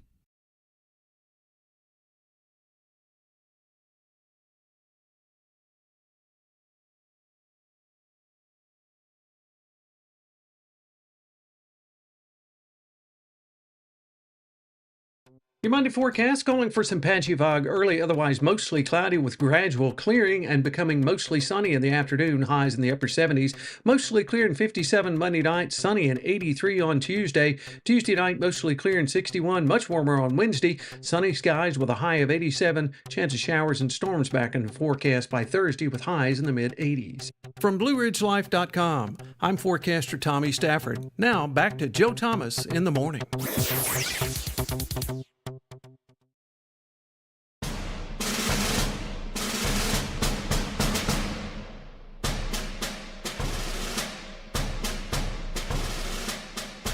Thomas in the morning. Thank you for joining in, letting us do what we do here. Again, comments come in through the YouTube channel on the chat function there, or you can also do it on Rumble as well. We get notifications when that happens as well, and with thoughts on it. This one on the subject of Harrison Butker's speech. He said, "Stay in your lane, Joe." I thought that was an interesting comment by Harrison Butker, but he was also extolling Catholics to be more activist. Which was it? Well, I think what he was saying was that you have to go out and find faith leaders who will actually demand that you understand what it is and why it is. There isn't, I don't think there's an inefficacy to knowing why doctrine is the way it is, because I think when what's the physics axiom, nature abhors a vacuum. So if you just say because Scripture says so, I think sometimes it is a mistake. And one of the reasons you go to seminary and you learn all these things, I mean, I've had some great conversations with folks who've gone through seminary, like our friend Caleb Taylor or Sean Kenny, who understand doctrine and the why of doctrine. And for the most part, if you spend a little time and you say, no, all right, I understand that. This one on the subject of Iran. Joe, thank you for not inferring that the president of Iran has more power than he actually does. Thank you for being the one person pointing out that unless the Ayatollah was on that helicopter, nothing is going to change in Iran. Well, and if nothing else, it could become more volatile.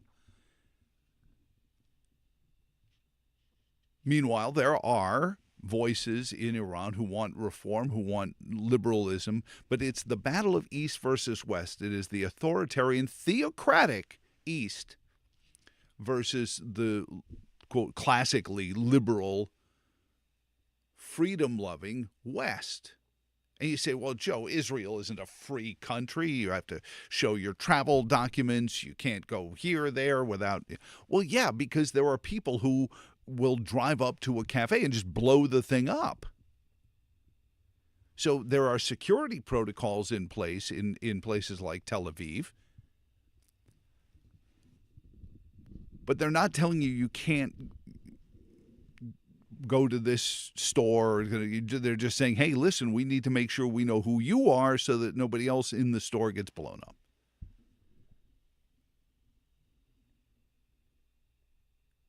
And it's interesting to watch the folks who fall all over themselves, like President Biden did over the weekend, saying he's got the back of those anti-Israel protesters, misunderstanding that this is the battle between East and West. And I'm not even talking about military funding or anything else. Notice again, we've got President Biden threatening to veto funding for Israel's defense of itself, while sending more money over to Ukraine without oversight. And I will point out to you, at least on this program, from the get-go, the whole key with the Ukrainian funding was not whether or not you fund Ukraine or not. It's the oversight. Why?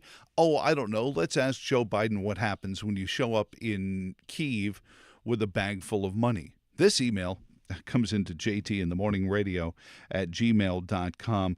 Anthony Blinken in Kyiv playing Neil Young. That's something else. Thank you for pointing out again, Joe, that we're being played. Well, and moreover than being played, how many times, and let's go back since Harrison Butker brought up COVID, let's remind us of a story that we had on Friday,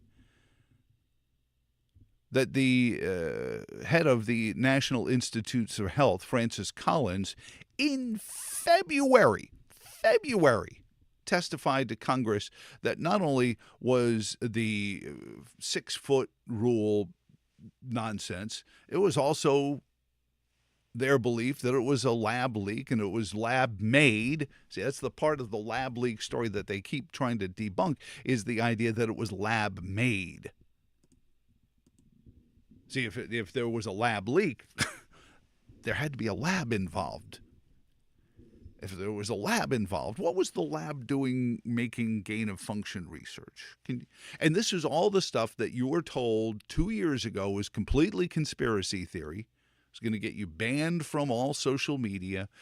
It's most of the reason we are on our 4th strike at YouTube. So you get the warning, and then you get strike 1, then you get strike 2, which we've collected all of those. We've spent our time in suspension at YouTube. The next violation, the YouTube feed is gone, never to be heard from again. But all of these things were conspiracy theories. So Harrison Butker talks about, the challenges that this graduating class at Benedictine College went through COVID. But I will remind you that especially when it comes to the issues regarding 6 feet social distancing and why most of these kids had to learn on their own was BS. It was bat guano. Literally was bat guano. It was made up out of who knows where. Tony Fauci said, I don't know where this came from. I don't know, who told you 6 feet? There was no scientific research that said 6 feet.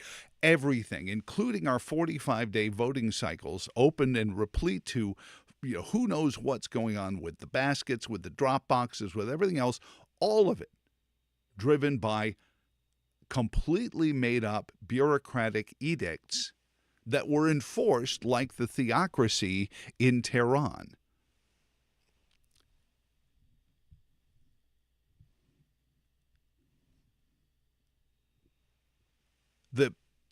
The theocrats in Tehran, if you espouse something other than complete fealty to the Quran and the Ayatollah, you will be hung. Because the communist mandate, this is the same authoritarianism that communism uses, is that if there are dissenting voices, they must be removed from the community. Look up Marx. So juxtapose that with COVID and Tony, take the shot, leave the cannolis, Fauci, and those moments when if you said, anyone else smell smoke? You were accused of yelling fire in a crowded theater when all you did was say, anyone else smell smoke? CNN anchor in her 40s has a coronary incident Saturday morning. Reports that I got were she was out for a jog, having physical activity, and a surprise coronary incident. And somebody well beyond the age of coronary incidents. Anyone else smell smoke? 6 feet. Completely. Do we have to wait 2 years to find out about these weird clots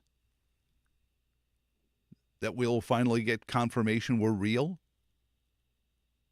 Because that's what's happening in all of these instances is the authoritarians just need us buying in enough. And, of course, they know that even if the majority of us here in the afterglow that all the 6-foot stuff was nonsense and we could have been going and voting in person on Election Day all in all. And you may recall a radio program I used to be involved with said, just don't sneeze on each other. I said, do you really need the National Institute for Health does not say don't spit on each other? We had a whole say it, don't spray it campaign. We even had radio station logoed cloth little thingies, little do-rags for your face. Just under the banner of say it, don't spray it. But did you really need the National Institute for Health to tell you don't spit on each other? Maybe. Maybe we did. See, let's ask Travis Kelce, since he's the next great arbiter. But all of this, including Virginia's 45-day uncontrolled wild, wild west voting season, was all driven by nothing And one by one, these things fall.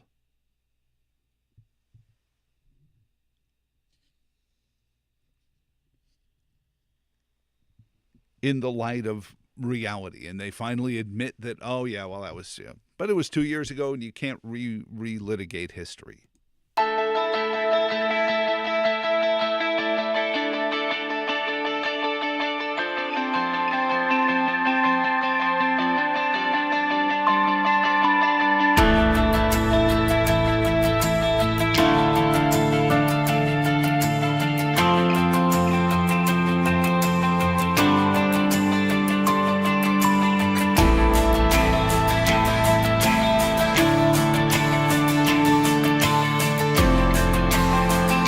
Joe Thomas. Join us Saturday morning at Gypsy Hill Park for Vets for Vets to raise money for the VFW in Stanton. Gypsy Hill Park, 10 a.m. It's not just Corvettes. Whatever your ride is, whether it's Mopar or a Mustang or even a hot hatchback, something that you drift with, come on down and show it off at Gypsy Hill Park. It's a $10 admission fee for your car. Dash plaques for the first 200 cars that join in on the celebration. There'll be music, food, and a live broadcast from me, Joe Thomas, in the morning. Gypsy Hill Park to kick off the Memorial Day weekend with Vets for Vets to raise money for the VFW in Central Virginia. Join us there at Gypsy Hill Park starting at 10 with Joe Thomas in the morning. Your Monday forecast calling for some patchy fog early, otherwise mostly cloudy with gradual clearing and becoming mostly sunny in the afternoon, highs in the upper 70s. Mostly clear and 57 Monday night, sunny and 83 on Tuesday. Tuesday night, mostly clear and 61, much warmer on Wednesday. Sunny skies with a high of 87. Chance of showers and storms back in the forecast by Thursday with highs in the mid-80s. From BlueRidgeLife.com, I'm forecaster Tommy Stafford. Now back to Joe Thomas in the morning.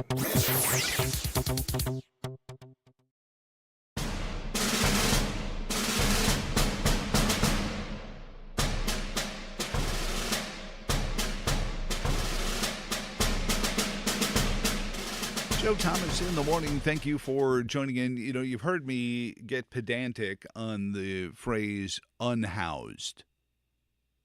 And a note that was just sent to me by Tambra reminds me of the importance of the difference in between unhoused versus homeless. Home is different than house. Home is a concept. House is a building.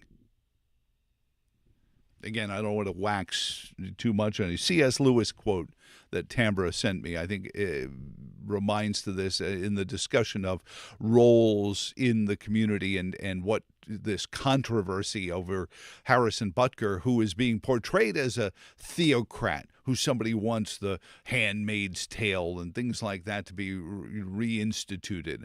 And he must be banned from the NFL for such temerity. C.S. Lewis, author of the Narnia Tales, quoting, the homemaker has the ultimate career, the homemaker. All other careers exist for one purpose only, and that is to support that ultimate career. Making a home is different than having a house. Agree? Disagree?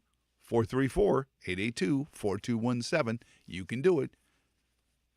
Am I being overly pedantic over the phrase? Is having a house the same as having a home? I argue that it's not. I've lived in plenty of relatively inexpensive apartments, barrack-style apartment complexes, duplexes, you name it. They were always a home. People say, did you buy a home? I said, no, I bought a house. I'm moving the home into it. And we go, oh. He's at it again. He's going to be like that. Yeah, I am. I bought a house in Palmyra. I moved my home into it. And that's what I think the abstract Butker was talking about. And some of that manifested over the weekend. Charlottesville Schools had an emergency school board meeting over what to do about security in the classroom. Cops in schools. Why are we having cops in schools? At the school board meeting, several parents said they don't want police back in schools. They claimed it makes schools less safe.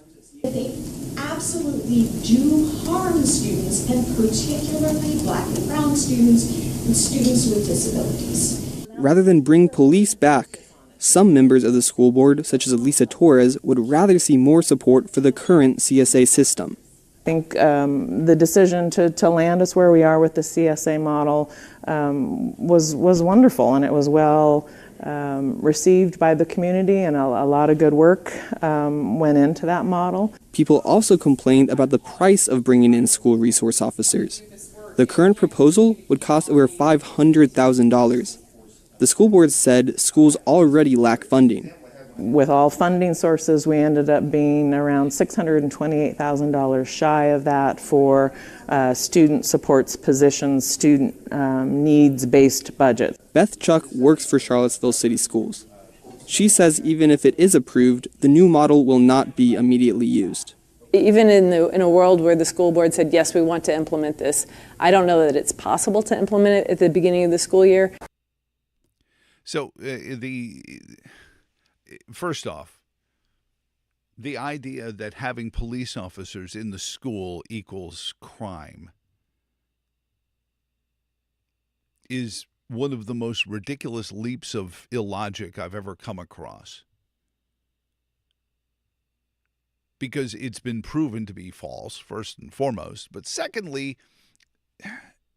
is having police officers mean that there's going to be crime in the streets? What have we found in the defund the police capitals like Minneapolis, St. Paul?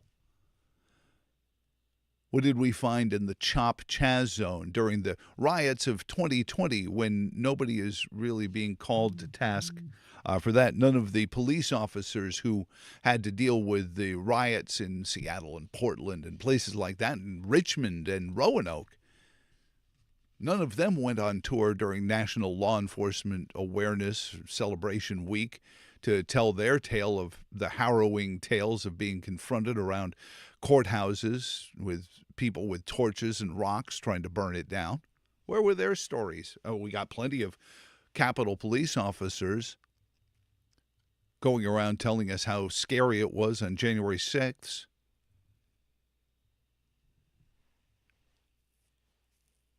But having a police officer doesn't mean crime is going to happen. What they're saying is having a police officer there actually might catch somebody breaking the law. And that's the bigger issue. That's the problem with these folks, is that they, much like what Harrison Butker was saying, they want to say that what you're doing isn't breaking the law. Well, let's bring the governor's veto story back in here for a moment, because I think there's a point in there. They use one of those phrases that drives me nuts. The phrase, a desert. Planned Parenthood advocate Ray Pickett, who says the governor's decision to veto affects women beyond party lines. This does not have anything to do with Republicans or Democrats. It has to do with every individual having the right to decide how and when to plan their families or to not have families. The hot-button topic of contraception, along with 47 other bills, failed at Governor Glenn Youngkin's desk as he signed 7 into law Friday night. The vetoed bill protects Virginians' right to a wide range of contraceptive methods such as birth control, IUDs, and condoms. Planned Parenthood Advocate Communications Director Ray Pickett says these preventative measures not only prevent pregnancy, they also protect women. Virginians and Americans writ large rely on contraception to treat a myriad of other health-related illnesses. So the existence of things called contraceptive deserts, and can we now claim that the desert phrase, the insert whatever it is you're advocating for, desert, has finally jumped the shark when we have contraceptive deserts now? But the reason I bring that up is we have law enforcement deserts. And that's what they want. They want people to be able to take what they want. It's like bringing on the Pirates of the Caribbean. And it always impacts the poorest people, because the wealthy people can afford private security. The wealthy people can afford a wall around their house. The wealthy people can afford insurance, so if their car gets stolen, they get another one within a day. And I'm not saying that's inapt, but what's happened is this class warfare that has been created between the authoritarians who want there to be seen to be a class warfare. That's what Marx wants. Marx needs class warfare. Marx wants you to be jealous of them. Don't tax you, don't tax me, tax the other guy behind the tree. So let's not have police officers so we can have a police desert.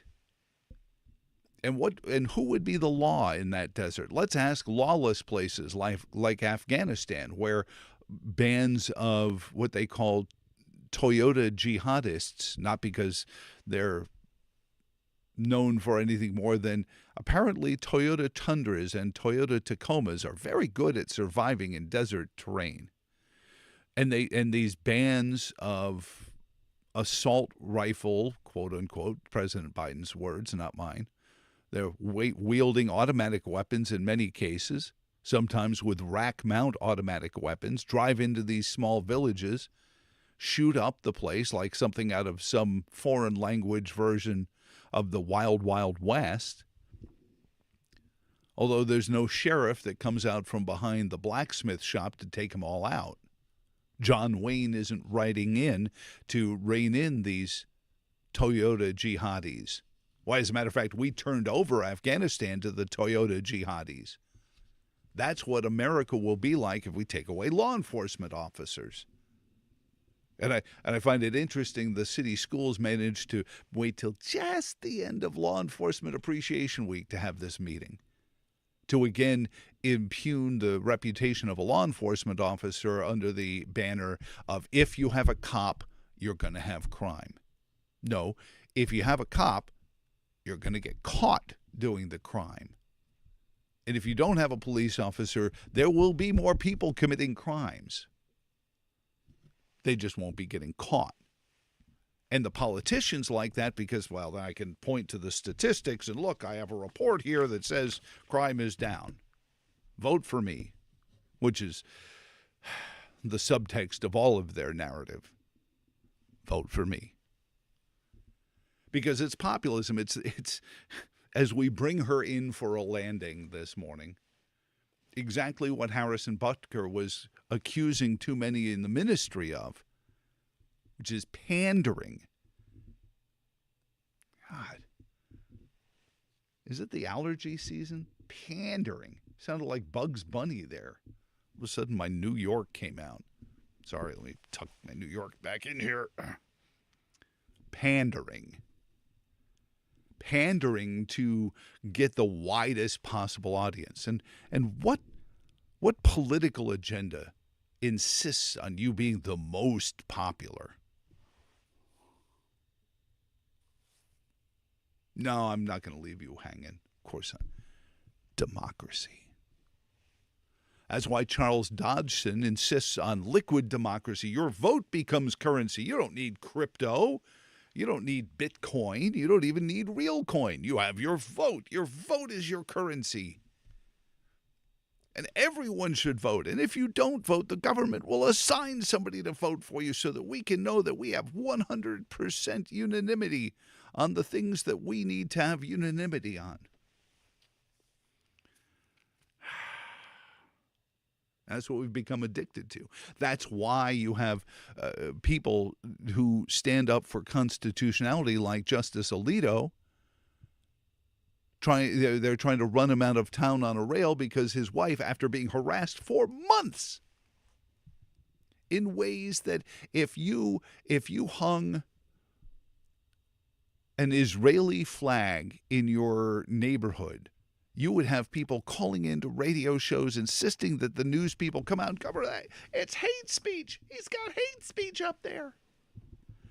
However, if you harass the wife of a Supreme Court justice long enough and she hangs the American flag upside down, it's a symbol that he must recuse himself from every possible case that involves Donald Trump or January 6th or I don't know. They probably, if they really had an set of intesticle fortitudes, they would file impeachment doctrines. Where I'm not saying Hakeem Jeffries needs to do this, but if they were if their righteous indignation was, well, righteous, that's what they'd be doing. That's the mob rule that they want when they say they don't want police officers in their schools. They want roaming mobs of thugs like the Toyota jihadis who roam the sands of Afghanistan. And why shouldn't they? President Biden turned over the keys to hundreds of millions of dollars worth of much more high-powered equipment than the Toyota Tundra they're driving through the deserts of Afghanistan. Anyway, until tomorrow, one of our favorite people who's not in the Virginia General Assembly anymore, but he should be, he is a lifelong Democrat named Chap Peterson, joins us and other stuff. We may get into this story of whether or not there was collusion going on amongst educators in Fluvanna County and more. Until tomorrow, so long, and thanks for all the fish.